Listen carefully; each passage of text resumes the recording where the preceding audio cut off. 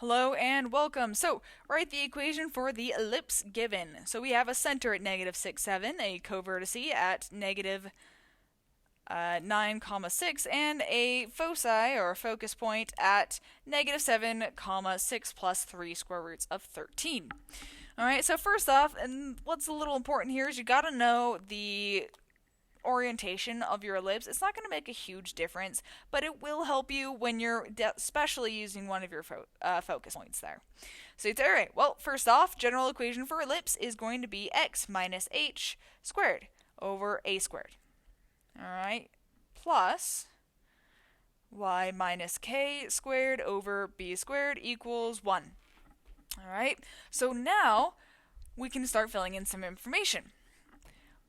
We look at the center first, which is always written as h comma k. So automatically we know our h is negative 7, and we also know that our k is 6. Alright, and that's going to be the same h and k we see in the equation there. So from there, all we got to do, fill in the information. So we know right then and there that it's going to be x minus a negative 7, and it's going to be, excuse me, a y minus k, where our k is 6. Alright, and then from there, we'd say, alright, well, what's subtracting a negative? That's just plus. That's a positive. So x plus 7, y minus 6. Now we got to find the a and the b, and that's it. That's the last piece of information we need to fill in for this one. So let's use our covertex next. So we have negative 9, comma 6. What changed? From a center to your covertex, what changed there between these two coordinate points? It was the x value. Meaning that if you know the definition of a covertex is like the shortest distance from the center to one of the, like the outside of the ellipse, right? So that means if x is changing, that means this ellipse has to be vertical. It has to be a vertical ellipse sometimes, because that means that the shortest distance, which is your a, right, has to be between your negative 9 and negative 7, right? So here's negative 9, here's negative 7, and that's an a distance between them.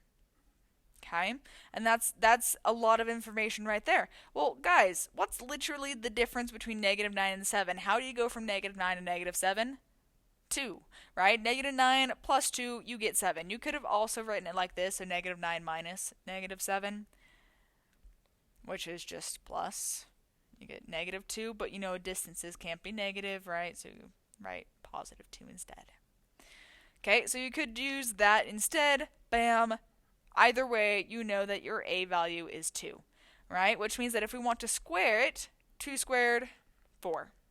So bam, right then and there, we already know a good chunk of information.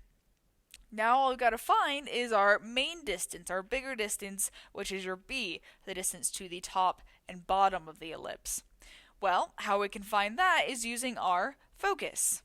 We know a focus uses a Pythagorean relationship. I write it as big equals small plus c squared, where I absolutely know that the distance big and small have got to be a squared or b squared.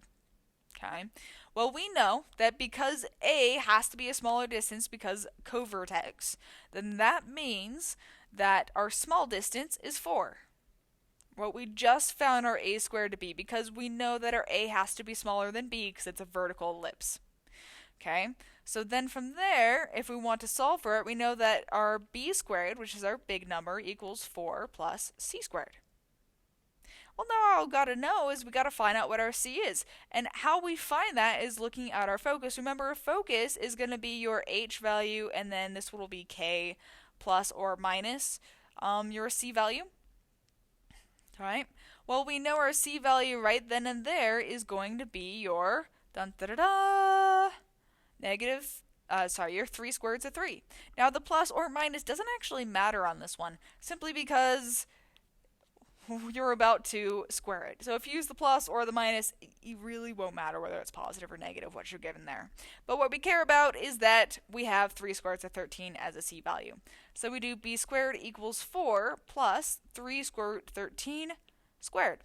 Now remember, in order to square a square root with a coefficient in front, that's essentially like distributing the square. That's one of your exponent properties, because and only because there's multiplication between them. So we have b squared equals 4 plus 3 squared which is 9, and then the square root of 13 squared is just 13. And then 9 times 13 is going to give us 117.